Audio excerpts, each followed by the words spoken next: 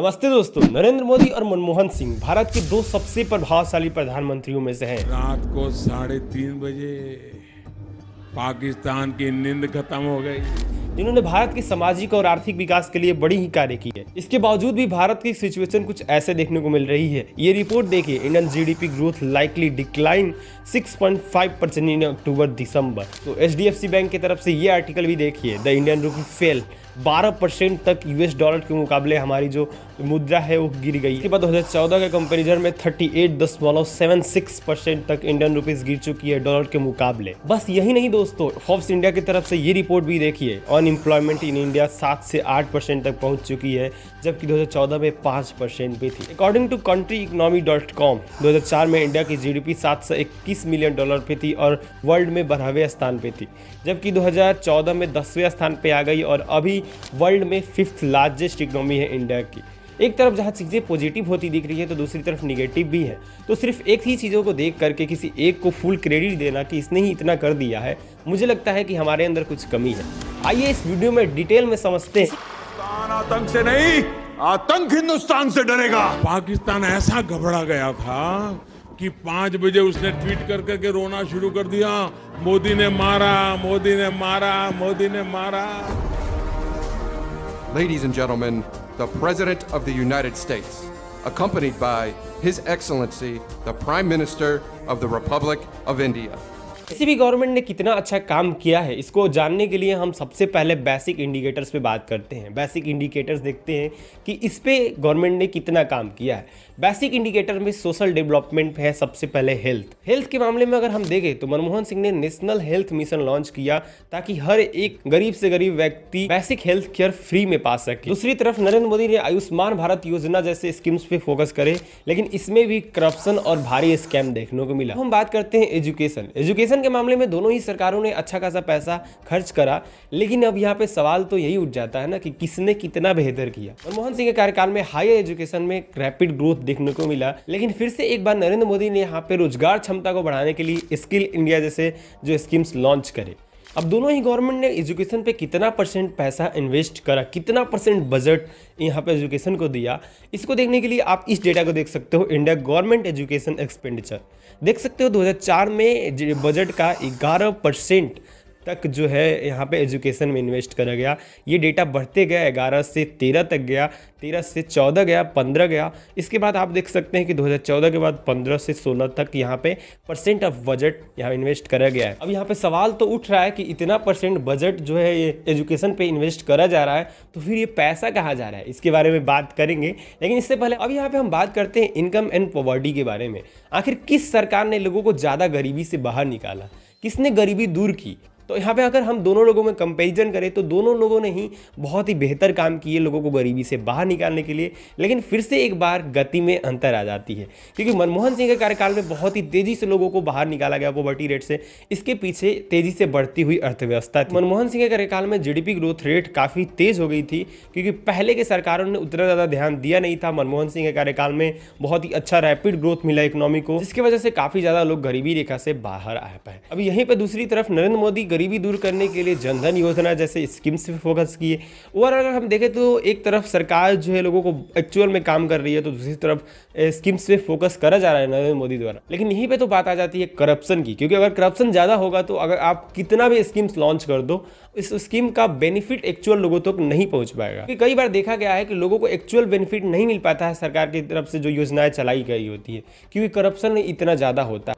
अब यहाँ पे हम बात करते हैं इकोनॉमिक डेवलपमेंट की। सोशल डेवलपमेंट की तो हमने बात कर ही ली कि किस गवर्नमेंट ने कितना काम किया। अब हम इकोनॉमिक डेवलपमेंट की बात करते हैं। इससे पहले हम बात करते हैं मनमोहन सिंह एरा के बारे में। 2004 से 14 तक ये प्रधानमंत्री रहे।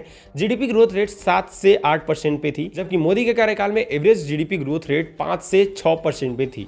अब इसके पीछे कारण दिए जाते हैं डिक्लाइन के। इसके पीछे कारण है डीमोनेटाइजेशन, जीएसटी इंप्लीमेशन और कोविड-19। इसकी वजह से जीडीपी ग्रोथ रेट पे असर पड़ा है। अब यहाँ पे हम बात करते हैं इंडिया के डेब्ट पे कि सरकार ने कितना कर्ज लिया, कितना सरकार ने कर्ज बढ़ाया, इस पर भी बात करना जरूरी है। 2004 में 83% डेब्ट था परसेंट ऑफ जीडीपी का, और हर एक व्यक्ति पे $530 का कर्ज, जो कि धीरे धीरे और भी बढ़ता गया। हम 2014 में देखें तो 67.1% ऑफ जीडीपी डेब्ट था इंडिया पे, और हर एक व्यक्ति पे $1047। ये और भी ज़्यादा बढ़ा है। 2021 में $1874 हुआ है हर एक व्यक्ति पे कर्ज, और परसेंट ऑफ जीडीपी कर्ज हुआ है 83.75%। अभी के अगर रिसेंट डेटा देखें तो ये 100% पे पहुंचने वाला है। अभी डेटा यहाँ पे ऐड हुआ नहीं है, अपडेट नहीं हुआ है, लेकिन आप आर्टिकल देखोगे तो आपको पता चलेगा कि ये जो है और भी ज़्यादा हाई हो गया है। अब हम यहाँ पे बात करते हैं आरटीआई के बारे में। मनमोहन सिंह ने 2005 में आरटीआई एक्ट लॉन्च किया था। हर एक जनता को अपने देश के बारे में जो भी डेटा है वो पता होगा, देश में क्या सिचुएशन चलने लग रही है, हर एक चीज़ है, हर एक डेटा उनको पता होगा।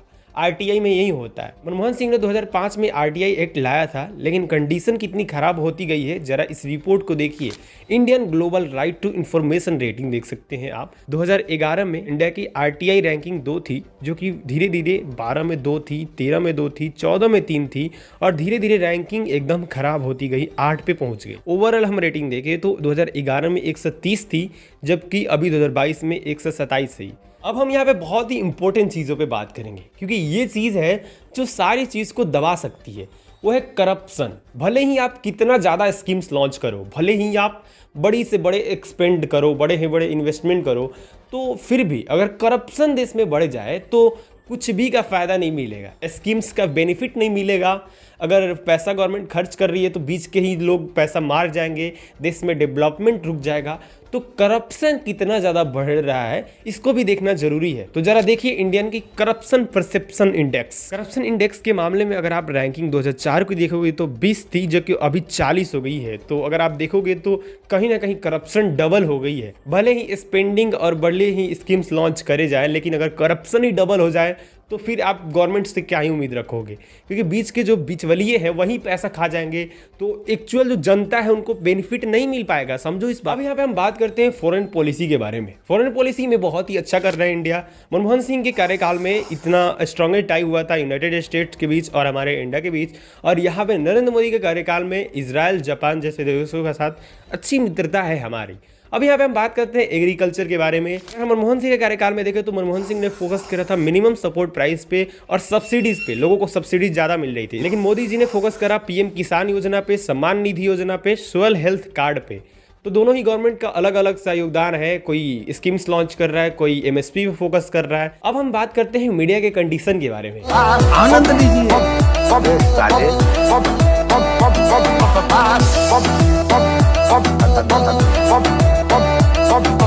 आनंद लीजिए।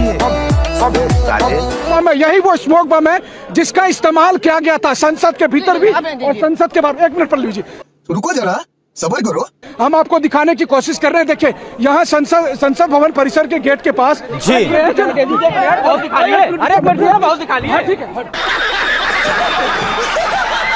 अब हम बात करेंगे स्पेसिफिक एरिया ऑफ डेवलपमेंट के बारे में, इंफ्रास्ट्रक्चर के बारे में। इंफ्रास्ट्रक्चर पे अक्सर बातें होती रहती हैं कि मोदी सरकार ने आए तो बड़ी हाई बनवा दिया, रेल बनवा दिया, बड़ी बड़ी स्पीड में ट्रेन चल रही है, झकझका रही है, मज़ा आ रहा है, मज़े हैं लोगों को। लेकिन एक्चुअल में क्या है मैं बताता हूँ। मनमोहन सिंह कार्यकाल में टेलीकॉम सर्विसेज पे फोकस करा गया, टेलीकॉम नेटवर्क को बेहतर बनाया गया, हाईवे पे फोकस करा गया। लेकिन नरेंद्र मोदी के कार्यकाल में हाईवे पे बहुत ही ज़्यादा फोकस करा गया, रेल निगम पे बहुत ही ज़्यादा फोकस किया गया, हाई स्पीड ट्रेनों पे फोकस करा गया। तो कहीं ना कहीं गवर्नमेंट का योगदान तो है यहाँ पे। मैंने दोनों पर्सन्स की बातें रख दी कि किन्ने कितना काम किया, किन्होंने क्या किया, हर एक चीज़। अब आप खुद से कंपेयर कर लो कि आपके लिए कौन बेस्ट है। उम्मीद है दोस्तों आप लोगों को वीडियो पसंद आया होगा। वीडियो पसंद आया तो वीडियो को लाइक करिएगा, चैनल को भी सब्सक्राइब कर दीजिएगा। चलिए मिलते हैं नेक्स्ट वीडियो में, तब तक के लिए जय हिंद।